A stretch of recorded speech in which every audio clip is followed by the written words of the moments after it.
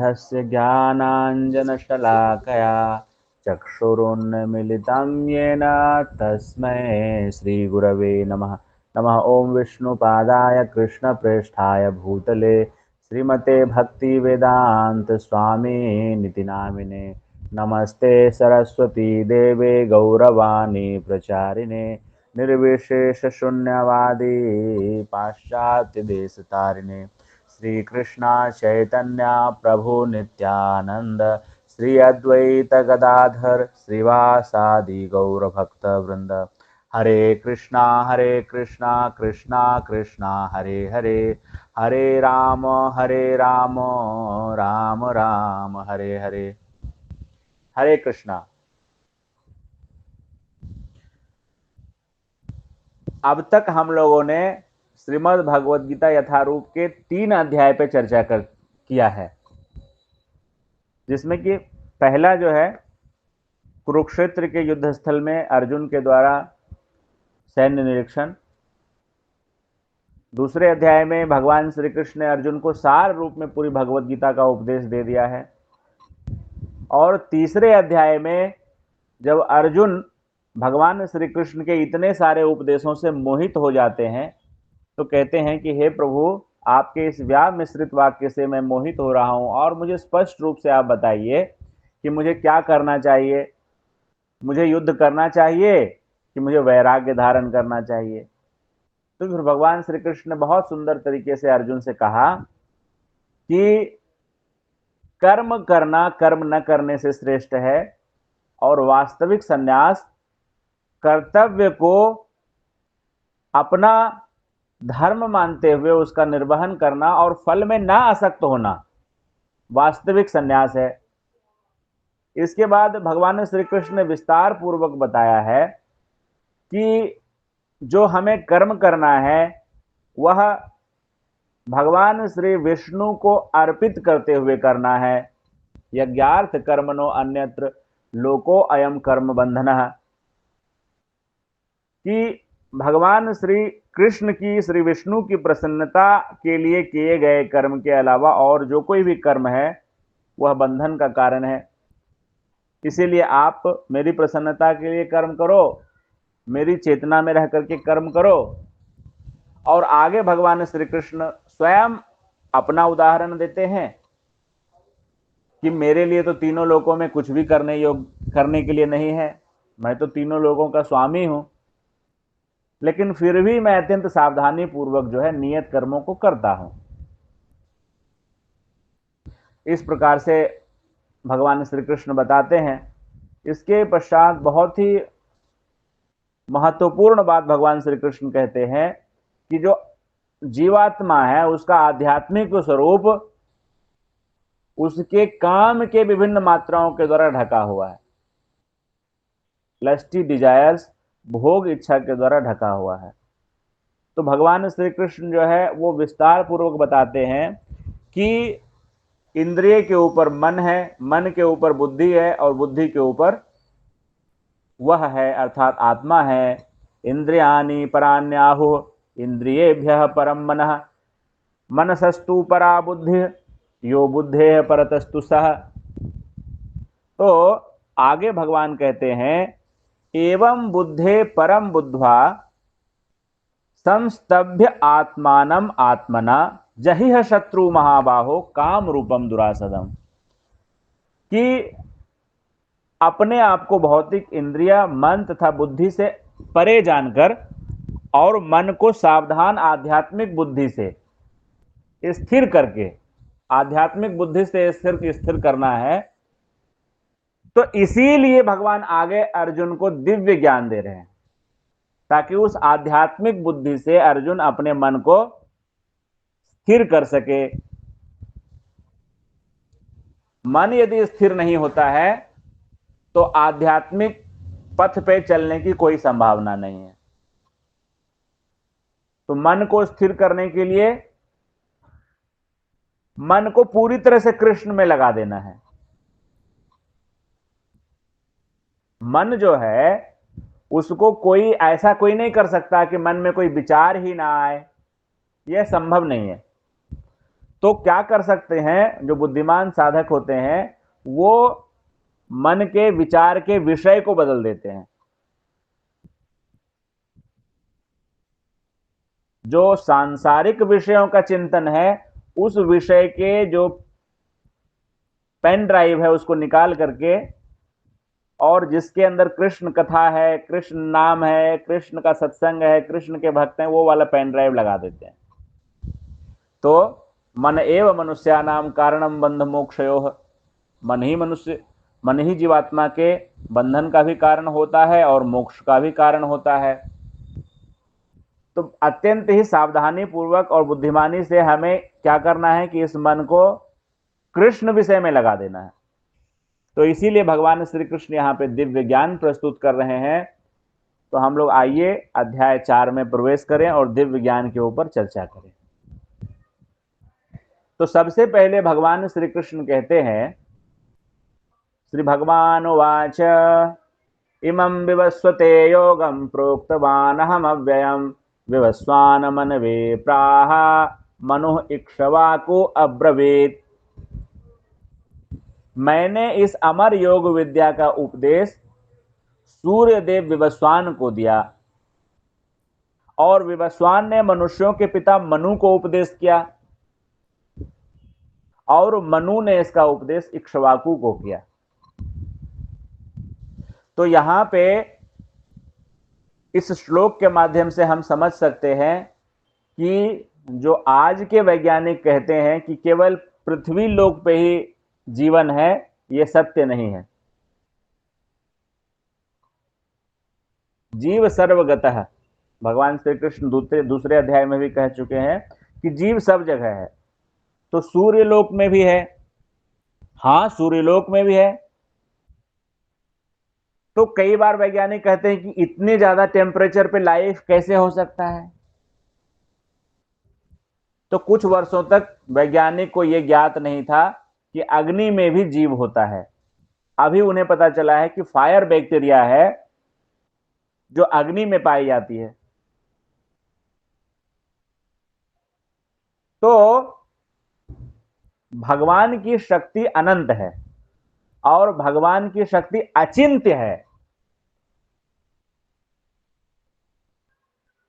तो जैसे चार अंधा व्यक्ति जो है वो हाथी को समझना चाहता था, तो उनको जब अवसर दिया गया तो किसी ने पूंछ पकड़ लिया, किसी ने पैर पकड़ लिया, किसी ने कान पकड़ लिया, किसी ने शरीर को पकड़ लिया। तो जिसने सूंड को पकड़ा उसने कहा कि जो है ये एक पाइप की तरह होता है। जिसने पैर को पकड़ लिया उसने कहा ये खंभे की तरह होता है। जिसने कान को पकड़ लिया उसने कहा कि ये कोई बहुत बड़ा सा सूप है। लेकिन वास्तविक ज्ञान जो है किसी के पास नहीं है। तो ये जो पृथ्वी है इस पे भगवान ने पार्थिव शरीर बनाया है, पृथ्वी का शरीर बनाया है। तो सूर्य पे अग्नि का शरीर बनाते हैं भगवान।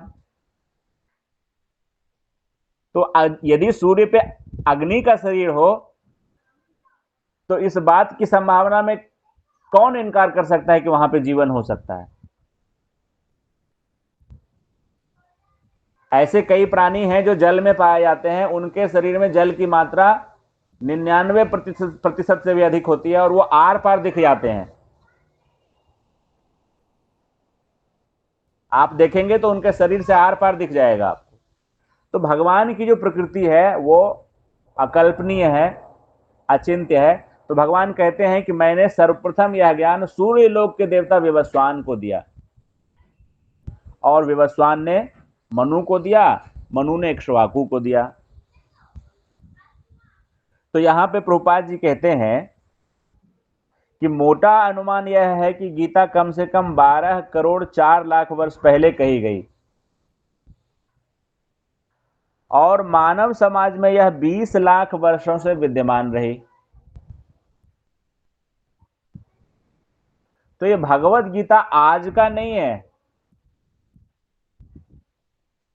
ये सदैव से है और सदैव से रहेगा। ये दिव्य ज्ञान जैसे भगवान नित्य है, उसी तरह भगवान के द्वारा बताया गया यह अद्वैय ज्ञान भी नित्य है।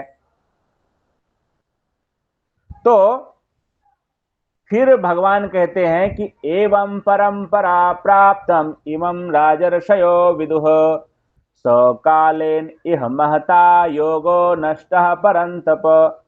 ये जो ज्ञान है ये परंपरा से चली आ रही थी और राज ऋषियों ने इसी विधि से इस ज्ञान को आगे बढ़ाया।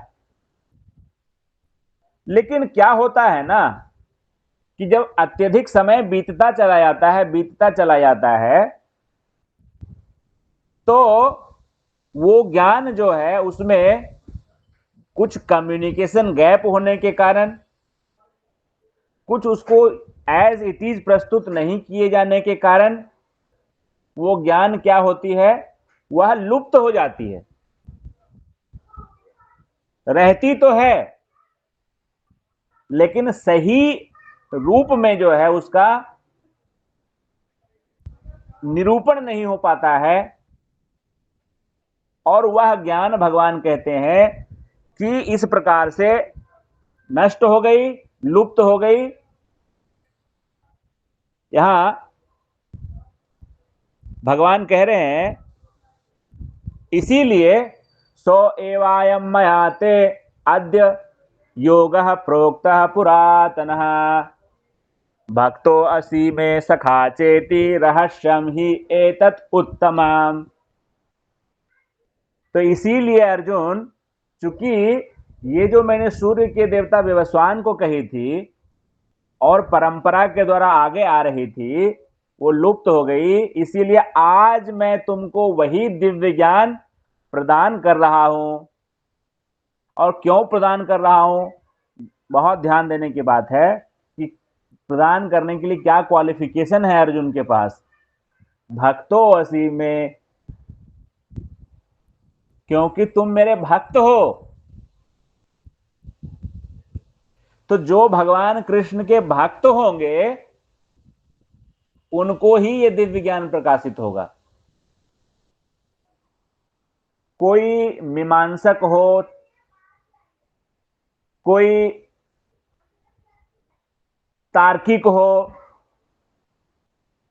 कोई ज्ञानी हो, ध्यानी हो, वो भगवान के दिव्य ज्ञान को समझ नहीं सकते, पा नहीं सकते, अनुभव नहीं कर सकते, छू नहीं सकते।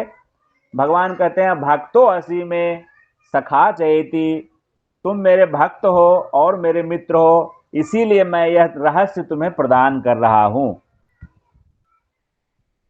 तो यहां पे श्रील प्रभुपाद जी कहते हैं कि मनुष्यों की दो श्रेणियां हैं, भक्त और असुर। या तो भगवान कृष्ण के भक्त हैं और या नहीं तो जो भगवान के भक्त नहीं हैं वो क्या है, असुर हैं।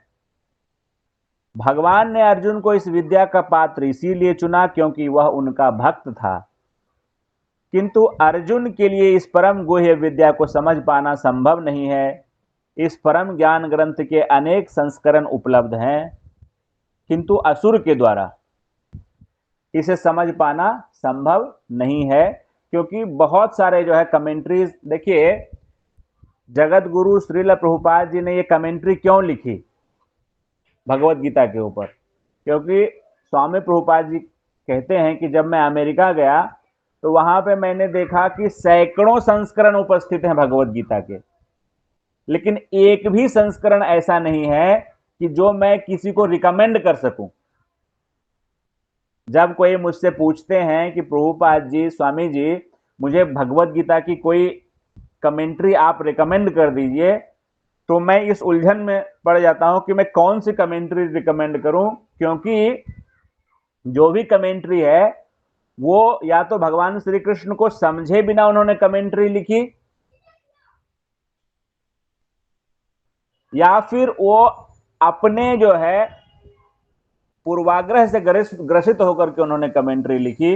भगवान श्री कृष्ण क्या कहना चाहते हैं ये कहीं उपस्थित उन्हें नहीं दिखा। तो आप देखिए कि जगत गुरु स्वामी श्रील प्रभुपाद जी की भगवत गीता का तात्पर्य जो उन्होंने दिया, उससे पहले जब सैकड़ों भाष्य उपस्थित थे तो उनको पढ़ करके पूरे विश्व में लोग भक्त क्यों नहीं बने। स्वामी प्रभुपाद जी की भगवत गीता ही क्यों करोड़ों की संख्या में पूरे विश्व में वितरित हुई और लाखों लाखों की संख्या में लोगों का जीवन परिवर्तित हुआ? क्योंकि एवं परंपरा प्राप्तम, भगवान श्री कृष्ण स्वयं कह रहे हैं, क्यों केशव प्रभु? एवं परंपरा प्राप्तम इमं राजर्षयो विदुः, ये परंपरा द्वारा प्राप्त ज्ञान है और प्रभुपाद जी ने इसको गुरु परंपरा से प्राप्त करके यथारूप में प्रदान किया, जैसा भगवान श्री कृष्ण दे रहे हैं उसी रूप में, बिना उसमें कुछ घटाए, बिना उसमें कुछ बढ़ाए, भगवान की भावना को उन्होंने यथारूप में व्यक्त किया। तो प्रभुपाद जी कहते हैं कि अर्जुन श्री कृष्ण को भगवान के रूप में मानता है, अतः जो गीता भाष्य अर्जुन के पद चिन्हों का अनुसरण करते हुए किया गया है वह इस परम विद्या के पक्ष में वास्तविक सेवा है। किंतु असुर भगवान कृष्ण को उस रूप में नहीं मानते। वे कृष्ण के विषय में तरह तरह की मनगढ़ंत बातें करते हैं और वे कृष्ण के उपदेश मार्ग से सामान्य जनता को गुमराह करते रहते हैं। ऐसे कुमार्गों से बचने के लिए यह एक चेतावनी है। मनुष्य को चाहिए कि अर्जुन की परंपरा का अनुसरण करे और श्रीमद् भगवद गीता के इस परम विज्ञान से लाभान्वित हो। कई ऐसे भी आपको व्यक्ति मिलेंगे जो कहेंगे कि ये तो केवल तत्व ज्ञान को समझाने के लिए कहानी बनाई गई है, ऐसा कोई है नहीं, कृष्ण कोई है नहीं, ये कौरव पांडव कोई है नहीं, ये तो परमात्मा का एक नाम दिखाया गया है ना, पांचों इंद्रियां ही पांडव हैं और हमारे दुर्गुण ही कौरव हैं। इस प्रकार से कुछ लोग आपको बोलेंगे। कुछ लोग बोलेंगे हाँ कोई था लेकिन भगवान नहीं था। हाँ कोई शक्तिशाली था, बहुत ज्यादा दिमाग चलता था, चालाक था, कोई महामानव था, अति मानव था, लेकिन भगवान ऐसा कुछ नहीं था। और एक तो मैसेज ऐसा चला था कि जीवन में कभी उनको चैन नहीं पड़ा, कभी सुख नहीं मिला, जिनसे प्यार किया वो पत्नी नहीं मिली, जन्म लिया तो जेल में लिया और माखन भी चोरी करके खानी पड़ी, और मथुरा गए तो वहां पे भी जो है जरासंध ने परेशान किया, द्वारिका गए तो वहां भी परेशान हुए, बड़े बेचारे का जीवन जो है कष्टमय था। तो ऐसे लोगों के प्रति हम केवल जो है भगवान से प्रार्थना कर सकते हैं कि उनको सद्बुद्धि प्रदान करें, जो आपको उसी रूप में समझें जिस रूप में वेद व्यास जी ने समझा, जिस रूप में असित ने, देवल ने, नारद ने समझा, जिस रूप में ब्रह्मा जी ने समझा और जिस रूप में शिव जी आपकी उपासना करते हैं उस रूप में समझ पाए, तभी उनका कल्याण हो पाएगा।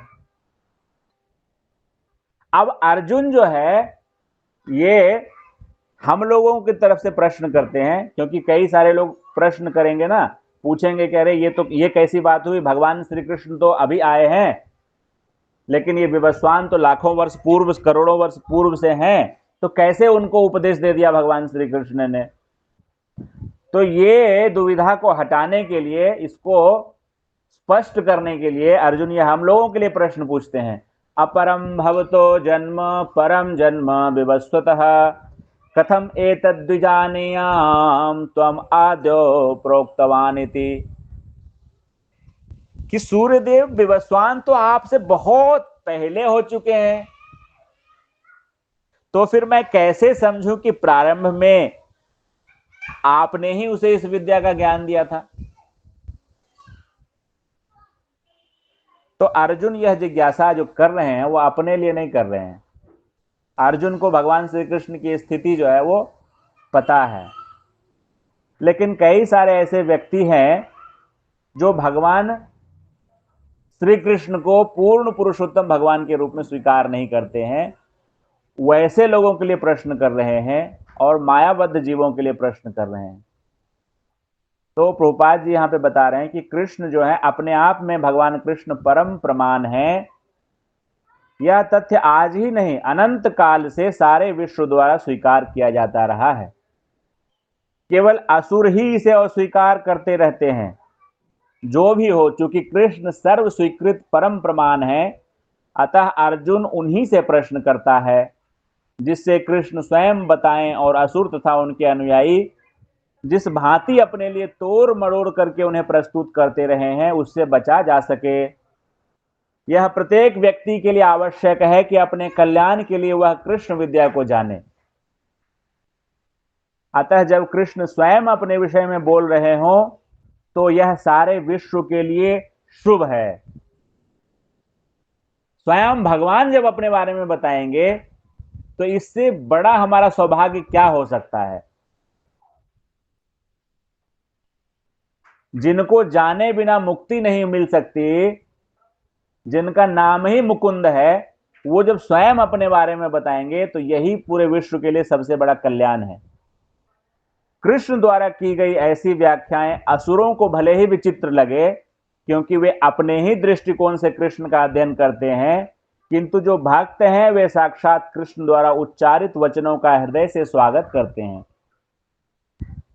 भक्तगण कृष्ण के ऐसे प्रामाणिक वचनों की सदा पूजा करेंगे, क्योंकि वे लोग उनके विषय में अधिकाधिक जानने के लिए उत्सुक रहते हैं। इस तरह नास्तिकगण जो कृष्ण को सामान्य व्यक्ति मानते हैं, वे भी कृष्ण को अति मानव, सच्चिदानंद विग्रह, दिव्य, त्रिगुणातीत तथा दिक् काल के प्रभाव से परे समझ सकेंगे। तो अब भगवान कहते हैं, अर्जुन के जो सवाल है उसका जवाब भगवान देते हैं। भगवान कहते हैं, बहुनी में व्यतीतानि जन्मानि तव चार्जुन तान्यहं वेद सर्वाणि ना त्वं वेत्थ परंतप। हे परंतप अर्जुन, मेरे और आपके इससे पहले भी कई जन्म हो चुके हैं, लेकिन चूंकि मैं अपना शरीर नहीं बदलता हूं, मैं अपने आदि दिव्य शरीर से आता हूं, इसीलिए तो मुझे सब कुछ याद रहता है। लेकिन आप चूंकि जीव हैं, आप बार बार शरीर बदलते रहते हैं, तो आपको कुछ याद नहीं रहता। तो आगे बहुत सुंदर जो है यहाँ पे ब्रह्म संहिता से श्रील प्रभुपाद जी भगवान के दिव्य स्वरूप का वर्णन करते हैं।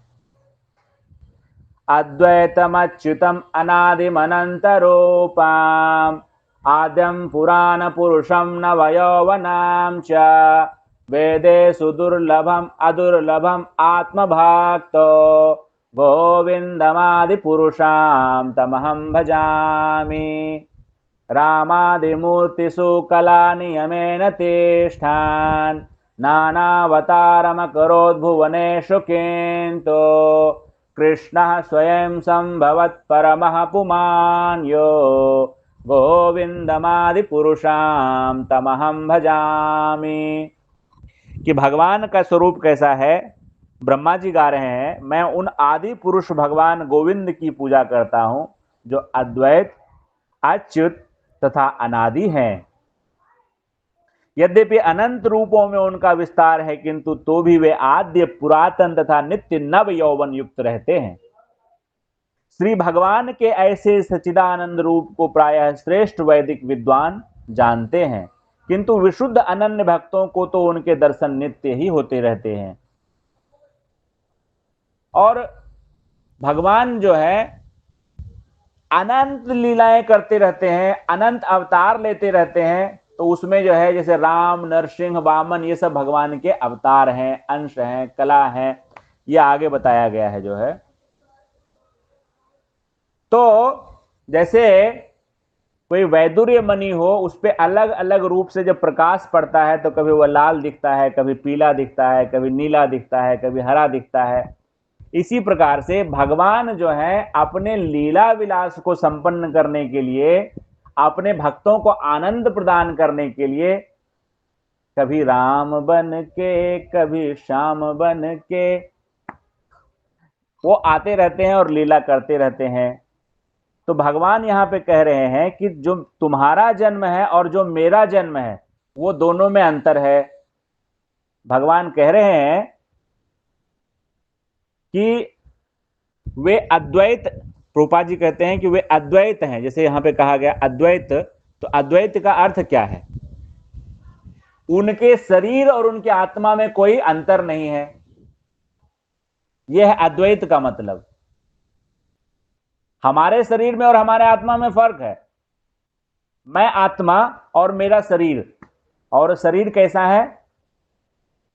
5 तत्वों का बना हुआ है। इसमें जो है पृथ्वी है, अग्नि है, जल है, वायु है, आकाश है, और ये इसी में मिल जाना है।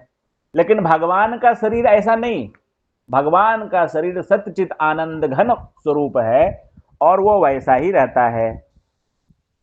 जैसे पहले आपने कथाओं में सुना कि माता देवकी और वसुदेव के सामने वो कैसे प्रकट हुए, आदि रूप में, चतुर्भुज नारायण रूप में प्रकट हुए, है ना। वामन भगवान कैसे प्रकट हुए माता आदिति के सामने, आदि स्वरूप में प्रकट हुए, है ना। तो भगवान जो है जब प्रकट होते हैं तो उनकी मैया को प्रसव पीड़ा नहीं होती, उनका जन्म सामान्य नहीं होता, वो प्रकट होते हैं। आगे भगवान कहते हैं अजो अपि सन अव्ययात्मा भूतानाम ईश्वरोऽपि सन प्रकृतिम स्वाम अधिष्ठाय संभवामि आत्म मायया। मैं अजन्मा हूं, अजन्मे का जन्म, भगवान अजन्मा है। अजो अपि सन अव्ययात्मा, यद्यपि मैं अजन्मा तथा अविनाशी हूं और यद्यपि मैं समस्त जीवों का स्वामी हूं, तो भी प्रत्येक युग में मैं अपने आदि दिव्य रूप में प्रकट होता हूं। यह भगवान की अहेतुकी कृपा है। और यहां पे कितनी सुंदर बात भगवान ने बताई है, प्रकृतिम स्वाम अधिष्ठाय, अपनी दिव्य प्रकृति से संभवामि आत्म माया, और अपने दिव्य स्वरूप से प्रकट हो जाता हूं।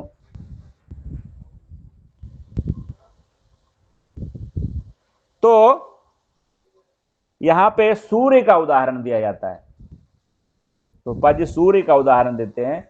जैसे अभी हम लोग ये सत्संग कथा कर रहे हैं तो अभी रात्रि का समय है, तो सूर्य दृष्टिगोचर नहीं है, लेकिन इसका अर्थ ये नहीं लगाया जा सकता कि सूर्य है नहीं।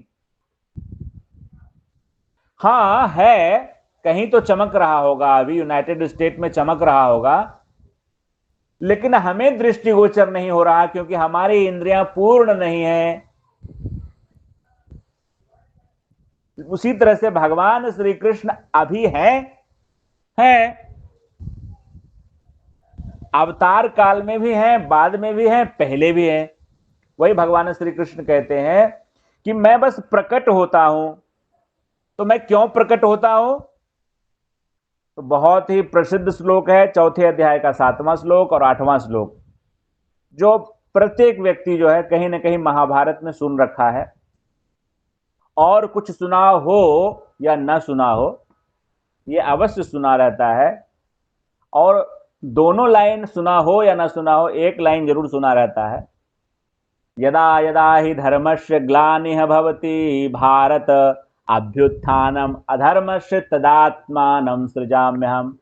यदा यदा ही धर्मस्य ग्लानिः भवति भारत, हे भरतवंशी, जब जब धर्म की हानि होती है, धर्म का पतन होता है, और अधर्म की प्रधानता होने लगती है। अधर्म की प्रधानता का मतलब जब भक्तों के ऊपर अत्याचार होने लगता है, जब यज्ञ कर्म जो है वो संपन्न नहीं होते हैं, आसुरी प्रवृत्ति के लोगों का बोलबाला हो जाता है, तो मैं क्या करता हूं? अवतार ग्रहण करता हूं। अवतार का मतलब क्या होता है? अवतरण, मतलब भगवान अपने धाम से जब इस मृत्यु लोक में आते हैं तो ये अवतरण है, नीचे आना, उतरते हैं। तो ये है भगवान का आने का कारण। धर्म की स्थापना करने के लिए आते हैं और अधर्म का विनाश करने के लिए आते हैं।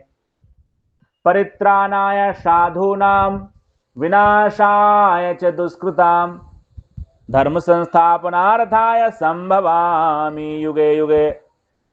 परित्राणाय साधूनां, भक्तों का उद्धार करने के लिए, विनाशाय च दुष्कृताम, और दुष्टों को दंड देने के लिए, धर्म संस्थापनार्थाय, धर्म की स्थापना करने के लिए मैं युग युग में आता हूं। तो यहां पे बहुत सुंदर बात जो है हमारे आचार्य बताते हैं कि साधु किसको कहते हैं।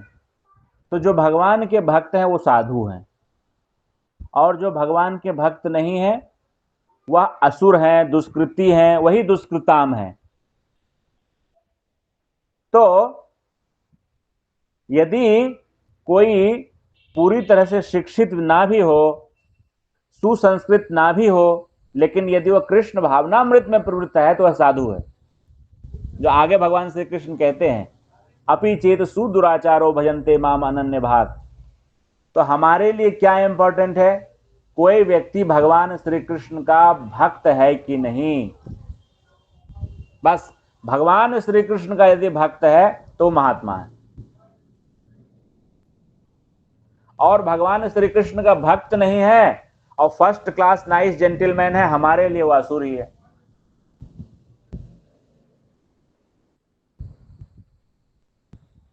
तो यहां प्रभुपाद जी कहते हैं कि दुष्कृताम उन व्यक्तियों के लिए आया है जो कृष्ण भावनामृत की परवाह नहीं करते।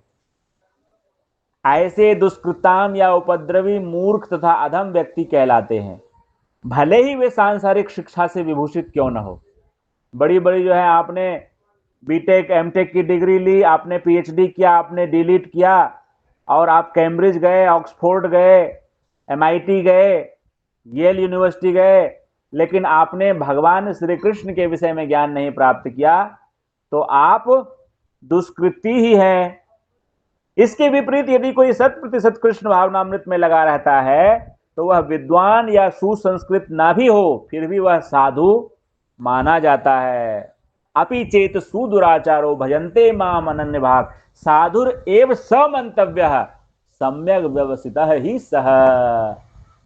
यदि कोई दुराचारियों में से भी बड़ा दुराचारी हो,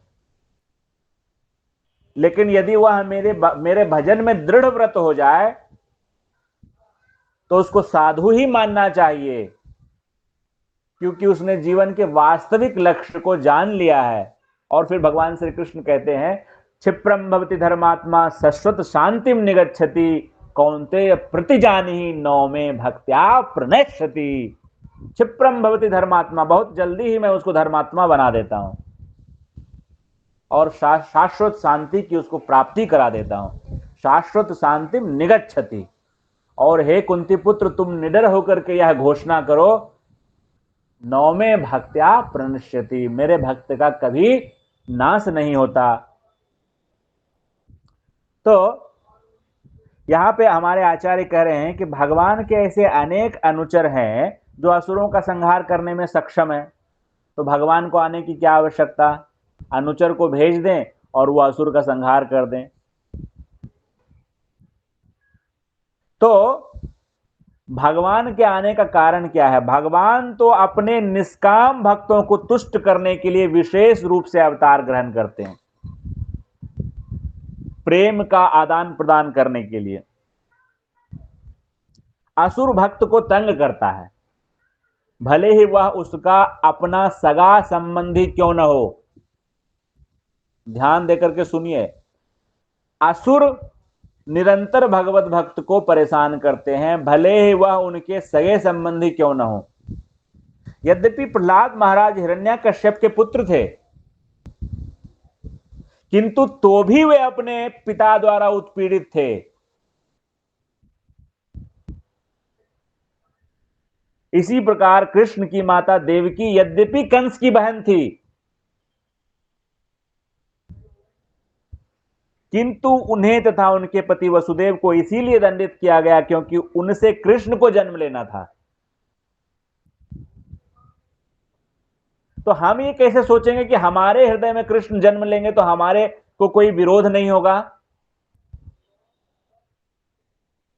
जब प्रहलाद महाराज को विरोध हुआ, देवकी को विरोध हुआ, विभीषण को विरोध हुआ,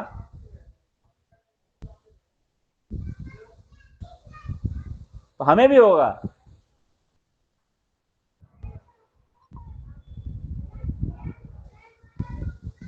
अतः भगवान कृष्ण मुख्यतः देवकी के उद्धार करने के लिए प्रकट हुए थे, कंस को मारने के लिए नहीं। कंस को तो वैसे भी मार सकते थे, है ना, अपने धाम में बैठे बैठे किसी को भेज सकते हैं। एक वायरस, कोरोना वायरस से भी कंस मर सकता है।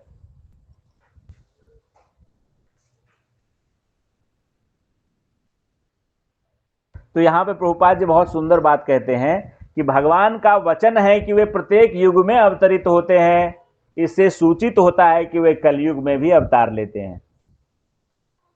जैसा कि श्रीमद् भागवत में कहा गया है, कलयुग के अवतार भगवान चैतन्य महाप्रभु हैं।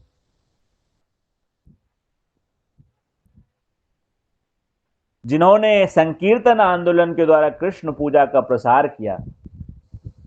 कृष्ण वर्णम तुषा कृष्णम सांगोपांगास्त्र पार्षदम यज्ञ संकीर्तन प्रायर यज्ञंती ही सुमेधसः। उन्होंने यह भविष्यवाणी की कि संकीर्तन की यह संस्कृति सारे विश्व के नगर तथा ग्राम ग्राम में फैलेगी। भगवान चैतन्य को गुप्त रूप में किंतु प्रकट रूप में नहीं, उपनिषदों, महाभारतों तथा भागवत जैसे शास्त्रों के गुह्य अंश में वर्णित किया गया है। भगवान कृष्ण के भक्तगण भगवान चैतन्य के संकीर्तन आंदोलन द्वारा अत्यधिक आकर्षित रहते हैं। भगवान का यह अवतार दुष्टों का विनाश नहीं करता, अपितु अपनी अहेतुकी कृपा से उनका उद्धार करता है। जब भगवान श्री कृष्ण जो है गौरांग महाप्रभु के रूप में आ जाते हैं, तो फिर वो दुष्टों को का विनाश नहीं करते, वध नहीं करते, उनका हृदय परिवर्तन करके उसके हृदय की जो दुष्टता है उसका वध करके उसको नाम भगवान प्रदान करके उनको जगाई मधाई की तरह उद्धार कर देते हैं। और जगत गुरु स्वामी श्रील प्रभुपाद जी ने चैतन्य महाप्रभु जी की कृपा को लेकर के पूरे विश्व में ना जाने कितने जो है जगाई मधाई का उद्धार कर दिया। तो आगे भगवान श्री कृष्ण कहते हैं कि मेरे जन्म को साधारण मत समझ लेना। जन्म कर्म चा में दिव्यम एवं यो वेत्ति तत्वतः।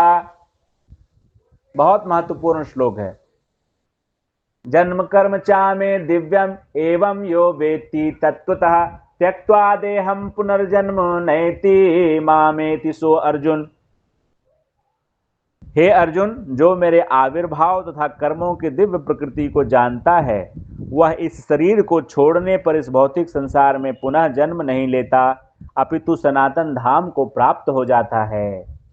तो भगवान श्री कृष्ण का जो आविर्भाव है वो इतना दिव्य है कि यदि भगवान श्री कृष्ण के आविर्भाव के बारे में कोई ठीक ठीक जान ले, भगवान के कर्म के बारे में ठीक ठीक जान ले, तो इतना जानने मात्र से वह भगवत धाम का अधिकारी हो जाता है।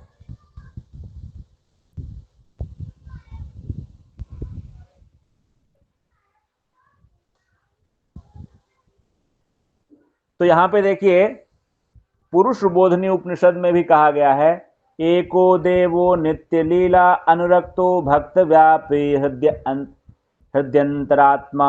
एक भगवान अपने निष्काम भक्तों के साथ अनेकानेक दिव्य रूपों में सदैव संबंधित हैं। इस वेद वचन की स्वयं भगवान ने गीता के श्लोक में पुष्टि की है।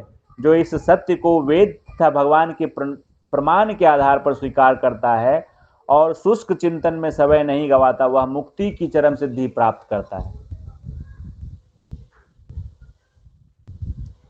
और श्वेताश्वतर उपनिषद में भी बताया गया है, तमेव विदित्वाति मृत्युमेति न अन्य पंथा विद्यते अयनाय। श्री भगवान को जान लेने से ही मनुष्य जन्म तथा मृत्यु से मुक्ति की पूर्ण अवस्था प्राप्त कर सकता है। इस सिद्धि को प्राप्त करने का कोई अन्य विकल्प नहीं है। तमेव विदित्वाति, यहां भगवान श्री कृष्ण कहते हैं जन्म कर्म चा में दिव्यम एवं यो वेत्ति तत्वतः। भगवान श्री कृष्ण कहते हैं जो मेरे जन्म और कर्म को तत्वतः जानता है वह मेरे धाम को प्राप्त कर लेता है। और वेद कहता है कि जो उनके जन्म को जानता है वही मुक्त हो सकता है, दूसरा कोई मुक्त नहीं हो सकता है। तो यहां पे जो तमेव शरणम गच्छ, जब भगवान श्री कृष्ण भगवद गीता में कहते हैं तमेव शरणम गच्छ सर्वभावेन भारत, तो और किसी की शरण में जाने के लिए नहीं कहते हैं, अपनी शरण में आने के लिए कहते हैं। और इसीलिए जब अर्जुन जो है वो मानो ये नहीं समझ पाते हैं कि मैं किसकी शरण में जाऊं, आप जब कहते हैं तमेव शरणम गच्छ, तो अगले ही श्लोक में भगवान श्री कृष्ण कह देते हैं सर्वधर्मान परित्यज्य माम एकम शरणम व्रज, सभी धर्मों का त्याग करके एकमात्र मेरी शरण में आ जाओ, क्योंकि तमेव का मतलब ही कृष्ण है वेद के अंदर। तो इसीलिए प्रभुपाद जी कहते हैं कि यदि कोई भगवान श्री कृष्ण के सामने हाथ जोड़ करके खड़ा हो जाए और कहे भगवान श्री कृष्ण से कि हे गोविंद तत् त्वम असि, वो आप ही हो, तो वह तुरंत तत्क्षण मुक्त हो जाता है। यदि भगवान श्री कृष्ण के सम्मुख खड़े होकर के और विनित भाव से हाथ जोड़ करके कहें कि हे गोविंद, हे कृष्ण तत् त्वम असि, वह आप ही हैं, तो समझ लीजिए कि वह मुक्तात्मा हो गया। वीतराग भय क्रोधा मनमया माम उपाश्रिता, बहवो ज्ञान तपसा पूता मदभावमागता। आसक्ति भय तथा क्रोध से मुक्त होकर मुझ में पूर्णतया तन्मय होकर और मेरी शरण में आकर बहुत से व्यक्ति भूतकाल में मेरे ज्ञान से पवित्र हो चुके हैं। इस प्रकार से उन सबों ने मेरे प्रति दिव्य प्रेम को प्राप्त किया है। तो भगवान श्री कृष्ण के दिव्य ज्ञान को प्राप्त करके पहले भी भगवान श्री कृष्ण कहा पूर्वैर अपि मुमुक्षु भी, पहले भी कई सारे जो है मुमुक्षु भी जो हैं वो मेरे बारे में दिव्य ज्ञान प्राप्त करके, मेरे जन्म और कर्म के विषय में तत्व ज्ञान प्राप्त करके इस भव चक्र से छूट चुके हैं।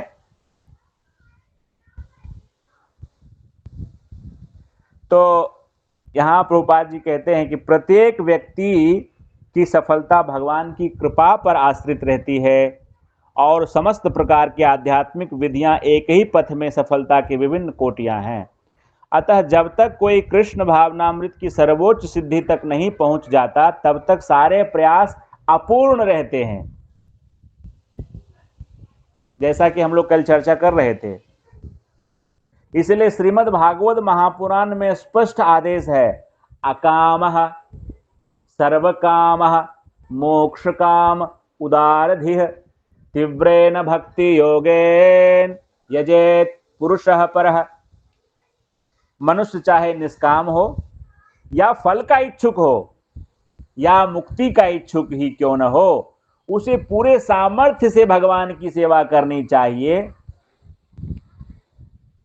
जिससे उसे पूर्ण सिद्धि प्राप्त हो सके, जिसका पर्यवसान कृष्ण भावनामृत में होता है। तो यदि आपकी कोई इच्छा है भी तो भी आपको भगवान श्री कृष्ण की ही शरण लेनी चाहिए, और कोई इच्छा नहीं है तब तो और अच्छी बात है। फिर भगवान श्री कृष्ण कहते हैं कि सामान्यतः सांसारिक व्यक्ति जो है वो देवी देवता के शरण में चले जाते हैं। क्यों चले जाते हैं? कांक्षतः कर्मणाम सिद्धिम यजंत इह देवता क्षिप्रम ही मानुषे लोके सिद्धि भवति कर्मजा।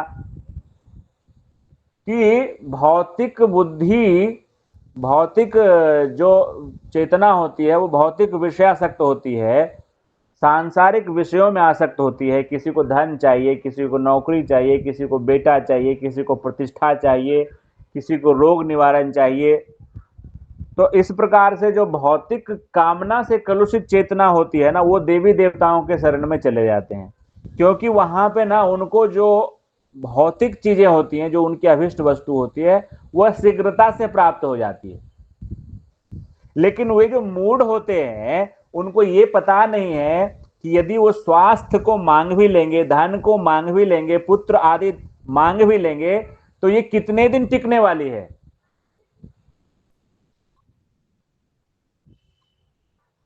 ये तो क्षणिक है।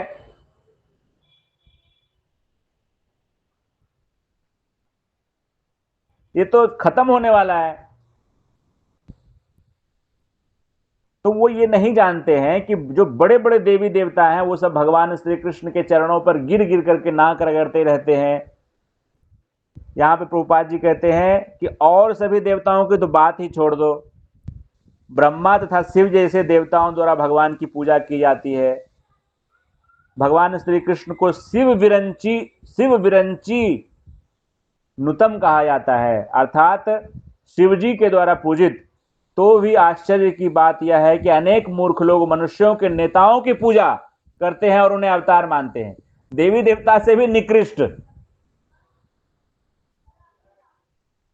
अपना काम निकालने के लिए जो है नेता का चापलूसी करते हैं, मंत्री बनने के लिए। हाँ, यहाँ प्रभुपाद जी लिखते हैं,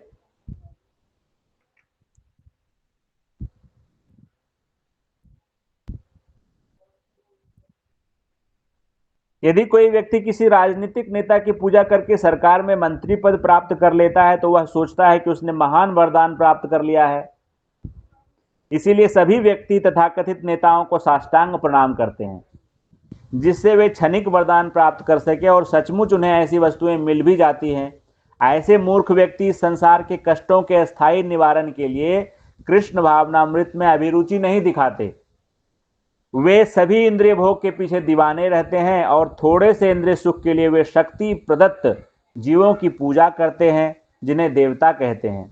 यह श्लोक इंगित करता है कि विरले लोग ही कृष्ण भावनामृत में रुचि लेते हैं, अधिकांश लोग भौतिक भोग में रुचि लेते हैं। फलस्वरूप वे किसी न किसी शक्तिशाली व्यक्ति की पूजा करते हैं। और आज सुबह जो कोटेशन आप लोगों को दिया था प्रभुपाद जी का, उस कोटेशन में भगवान प्रभुपाद जी यही कहते हैं कि जो सामान्य व्यक्ति होता है ना, जिसकी बुद्धि मारी गई है, वो केवल भौतिक प्राप्ति के लिए जो है वो देवी देवताओं की शरण ग्रहण करते हैं। उनको अपने धाम में लौटने, भगवान श्री कृष्ण के श्री चरणों में लौटने के प्रति जो है ना कोई ज्ञान है, ना कोई रुचि है। तो आज का जो है हम लोग सेशन छोटा रखते हैं, यहीं तक रखते हैं। थोड़ा सा हम लोग हरिनाम कीर्तन करेंगे, पश्चात आज के सेशन को विराम देंगे।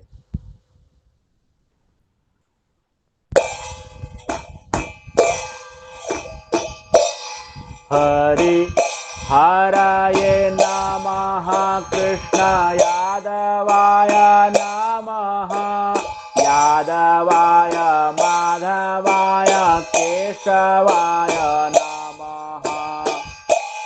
हरि हराय नमः, कृष्णाय यादवाय नमः, यादवाय माधवाय केशवाय नमः। गोपाल गोविंद राम श्री मधुसूदन, गिरधारी गोपीनाथ मदन मोहन। हरि हराय नमः, कृष्णाय यादवाय नमः, यादवाय माधवाय केशवाय नमः। गोपाल गोविंद राम श्री मधुसूदन, गिरधारी गोपीनाथ मदन मोहन। हरे कृष्णा हरे कृष्णा कृष्णा कृष्णा हरे हरे, हरे राम हरे राम, राम राम हरे हरे। हरे कृष्णा हरे कृष्णा, कृष्णा कृष्णा हरे हरे, हरे राम हरे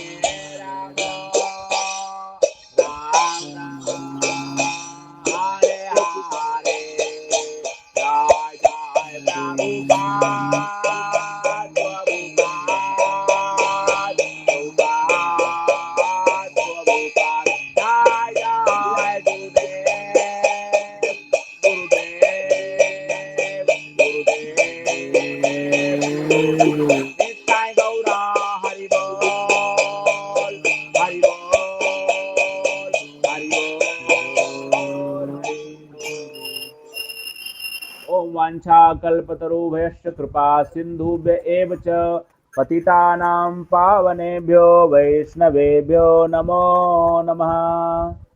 हरे कृष्णा।